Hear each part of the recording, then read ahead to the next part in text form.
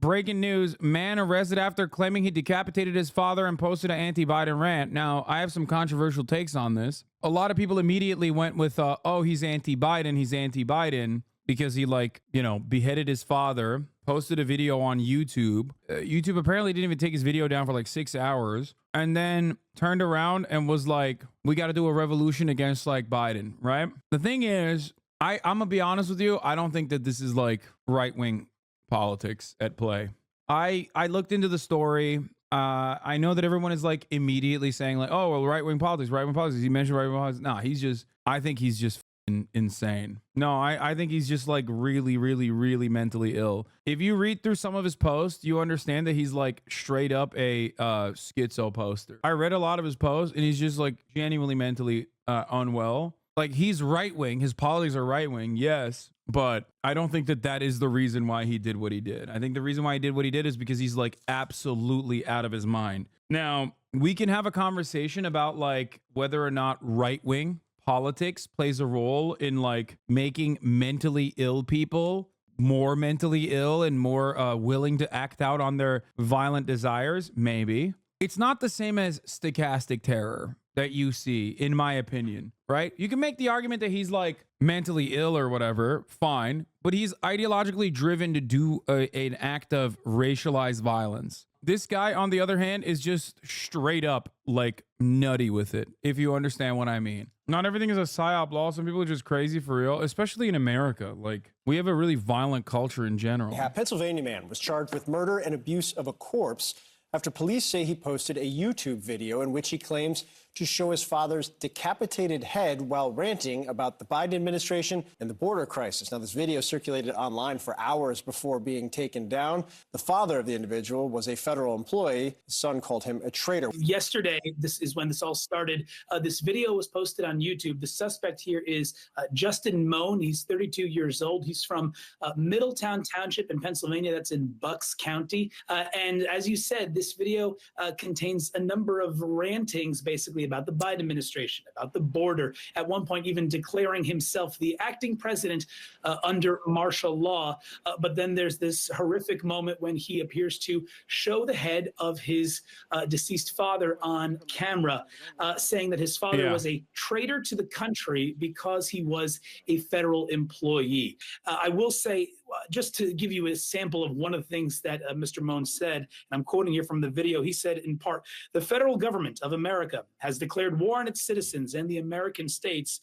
America is rotting from the inside out as far left woke mobs rampage our once prosperous city." I think one of the funniest, or I guess scariest, tragic comedy here is that his commentary as a person who is like very clearly hallucinating is almost identical to like an average night on Fox News. Everything he's saying is almost verbatim identical to like what your uncle thinks. It's hard to distinguish between someone that you're talking to that is like, I guess, a absolute nutter, like a complete psychopath, versus like a regular ass Republican at this point. This is another example of the fact that the kind of overheated, deeply politicized, extreme rhetoric that you hear sometimes in this country from politically elected officials and leaders actually has an impact on these marginalized people with extremist views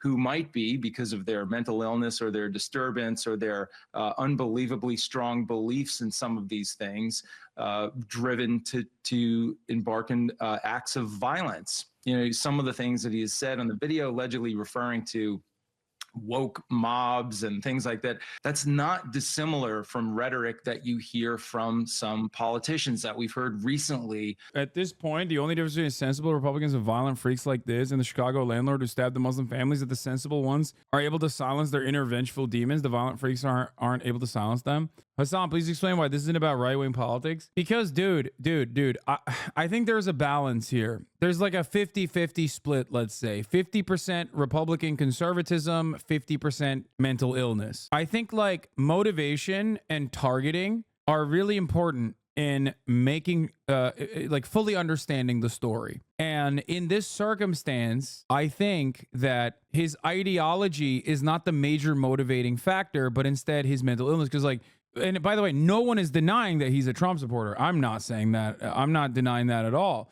No one is denying that he's a psychopathic reactionary. I'm not denying that at all. He hits all of those markers perfectly. But I think this is one of those circumstances where his like schizo posting genuinely pushed beyond the actual right-wing ideology. Unlike, for example, the Buffalo shooter. Like, the Buffalo shooter is insane as well. You're not a sane person if you go and do a mass shooting. You're always going to be insane, right? However, while ideology is a contributing factor in this circumstance, I think the major role was, and this is a unique one, I think the major role was played by like how untreated his like obvious mental illness was and how unchecked it was. It's the difference between, for example, is the difference between that guy, if you remember, that like live streamed himself trying to do an act of terror, begging Trump, saying like, Trump save me, Trump save me. Please save me, Donald Trump, please. That guy, right-wing terrorist, failed terrorist, but certainly a right-wing one, certainly motivated by ideology. Yeah, he was doing the white girl save me white girl, but he was actually talking about Donald Trump, if you recall. I like that we've done so many like instances of domestic terror that many of you don't even remember what I'm talking about. That guy's also obviously mentally ill, but his ideology is the main contributing factor to his actions. This guy didn't go out and like try to kill brown people or black people. He killed his dad. He severed his father's head. I feel like that plays a role in helping you understand a little bit better, like what was more important and what played a bigger role, what played a bigger motivation. Now, of course, it's a tricky situation because his commentary, as I've mentioned, his commentary is identical to the average conservative. That's why it's like difficult to parse through this and make the most accurate assessment.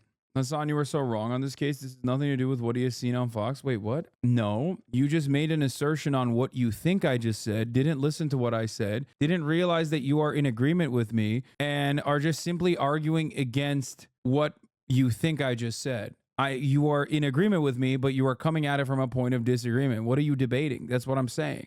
I'm saying that conservatism like has a lot of hallmark traits of like the regular old like violent antisocial personality disorder. Especially contemporary conservatism is kind of, for lack of a better framing or word to use here, nutty with it. I mean, you got people calling bomb threats into children's hospitals, right? It's just not appropriate at all. And you wouldn't do that if you're a normal person. If you are at least like on some level, a little bit balanced. I feel like conservatism probably wasn't healthy for his already like destroyed mental state, if that makes sense. Conservatism certainly wasn't helpful because like you are mainlining the absolute nuttiest shit from outlets that basically are reinforcing, like constantly reinforcing your mania, your most hallucinogenic, most psychosis-induced thoughts. It's kind of like conservatism is so crazy that it, I think, genuinely makes people who are otherwise like mentally sound become a little crazy, become a little paranoid. Because what is conservatism if not like fear of change? So it's supposed to consistently make you paranoid that, oh my God, I'll tell you this much. I don't think the Buffalo shooter can get an insanity plea, but this guy probably can.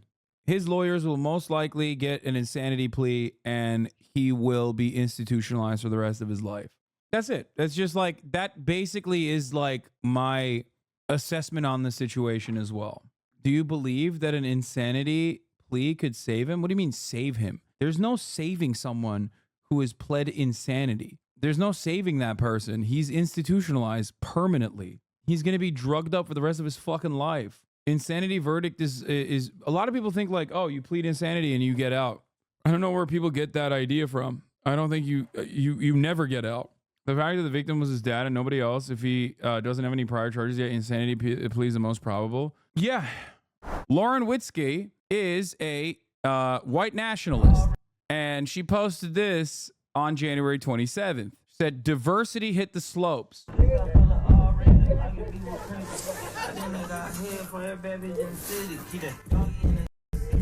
Which is really great because when she just put this pure unadulterated white supremacist nonsense out there, what happened?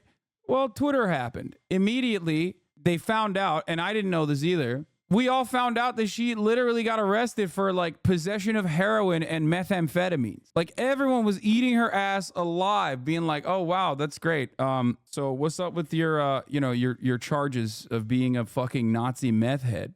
But that didn't stop her. 2 days later, she's back talking about diversity on said slopes. And then she posts like a wipeout of a dude attempting a sick ass trick too, which is so funny. Like, anyway, I said to that, white supremacy has to be some kind of brain issue because she's still posting about black people skiing after the entire timeline found out she was arrested for meth and heroin possession. Take a day off, lady. She has no refractory period for being racist. You shouldn't be worried about them slopes. Possession of heroin, possession of methamphetamine in Bradley County, Tennessee, baby. And it's so weird. Like, you're such a fucking weirdo. Honestly, here's the thing. This is how racism operates. You are a pathetic fucking worm. Your life is a sequence of L's, L after L after L after L that you have taken. But there is an underlying mythology that your dumbass, racist, inbred, hick parents have force-fed to you.